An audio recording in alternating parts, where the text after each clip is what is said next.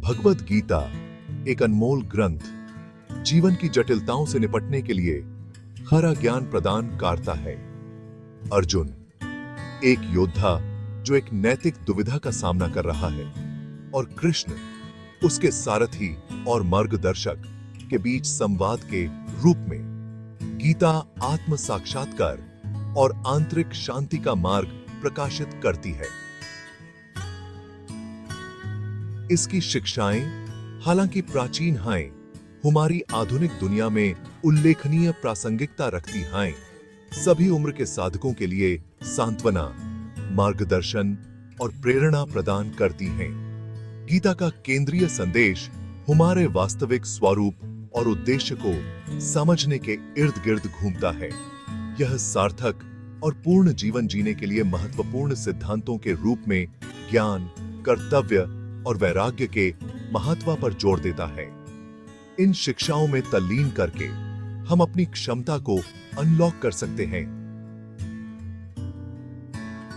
और स्थायी खुशी का अनुभव कर सकते हैं। धर्म गीता के संदेश के केंद्र में स्थित है। हालांकि यह केवल कठोर दायित्वों के बारे में नहीं है, बल्कि जीवन के भव्य ताने बाने में अपनी अनूठी भूमिका को समझने के बारे में है।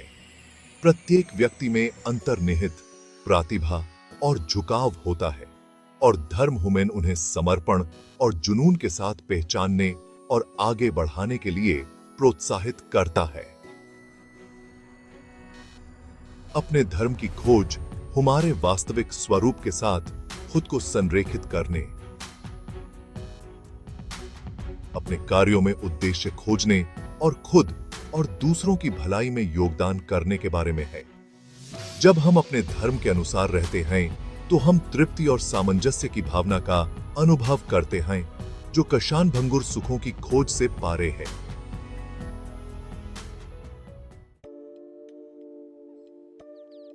आज की भक्ति दौड़ती दुनिया में अपने धर्म को पहचानना और उस पर चलना चुनौतीपूर्ण लग सकता है।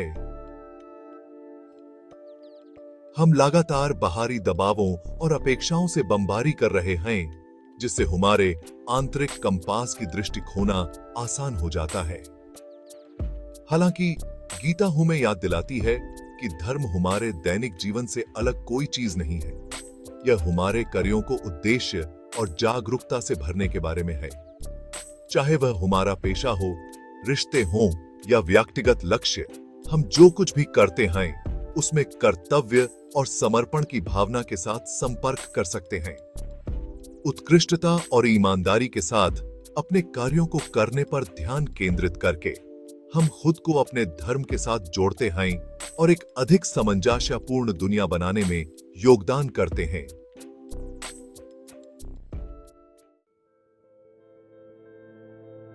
गीता की एक और महत्वपूर्ण शिक्षा वैराग्य या निष्काम कर्म की अवधारणा है।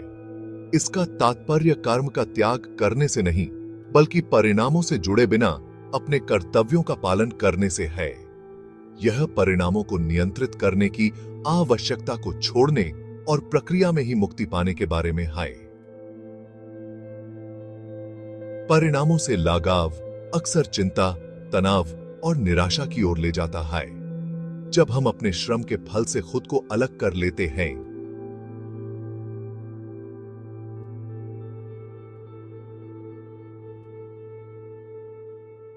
तो हम खुद को इन नकारात्मक भावनाओं से मुक्त कर लेते हैं और आंतरिक शांति की गहरी अनुभूति करते हैं। भाग 5, कर्म में स्वतंत्रता प्राप्त करना। गीता इस बात पर जोर देती है कि सच्चा वैराग्य समझ और स्वीकृति के स्थान से आता है। यह दुनिया के प्रति उदासीन होने के बारे में नहीं है, बल्कि यह पहचानने के बारे में है कि बाहरी परिस्थितियों पर हमारा पूर्ण नियंत्रण नहीं है। एक उच्च शक्ति के प्रति समर्पण करके और अपने प्रयासों पर ध्यान केंद्रित करके हम यात्रा में ही स्वतंत्रता और आनंद पाते हैं। जब हम वैराग्य के इस दृष्टिकोण के साथ अपने कार्यों का रुख करते हैं, तो हम वर्तमान क्षण में अधिक उपस्थित और लागे रहते हैं। हम परिणाम की परवाह किए बिना हर अनुभव में सुंदरता की सराहना करना सीखते हैं और जीवन के उद्घाटन में भाग लेने के अवसर के लिए कृतज्ञता की भावना पैदा करते। करती सामी की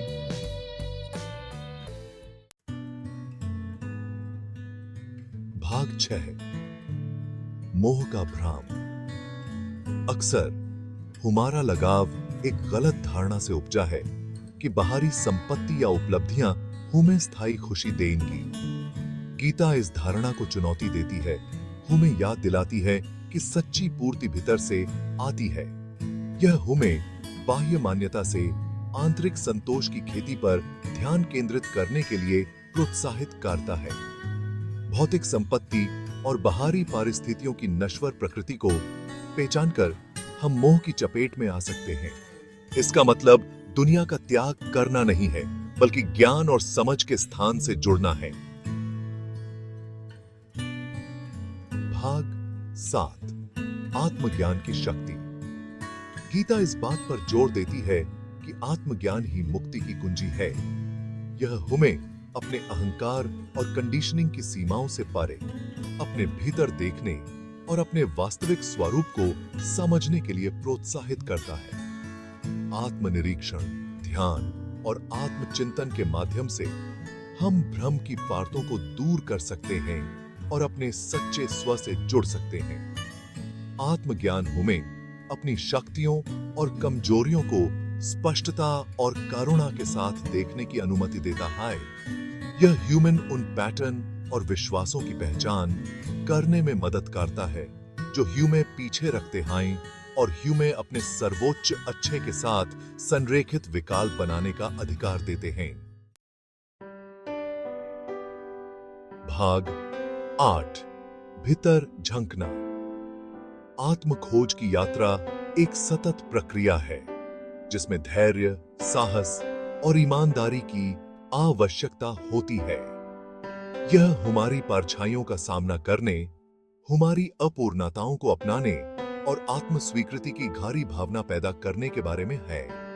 गीता इस आंतरिक परिदृश्य को नेविगेट करने और अधिक जागरूक और दयालु प्राणियों के रूप में उभरने के लिए मूल्यवान उपकरण और तकनीक प्रदान करती है। प्लेन कॉन्शियंस, ध्यान और आत्म जिज्ञासा जैसे अभ्यासों के माध्यम से हम अपने विचारों, भावनाओं और प्रेरणाओं की गहरी समझ पैदा कर सकते हैं।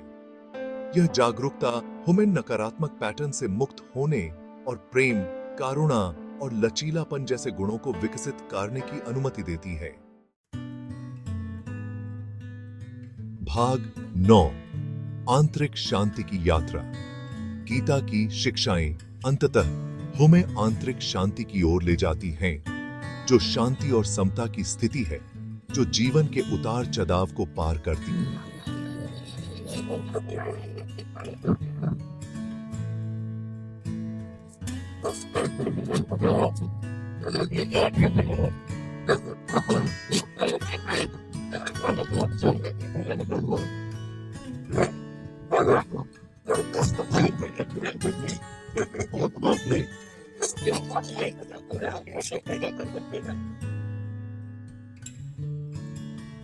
मन के सभी पहलुओं में व्याप्त है।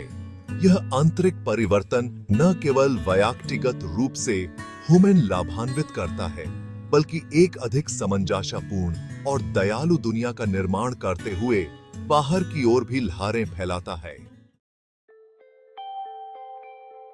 भाग 10। गीता के ज्ञान को जीना।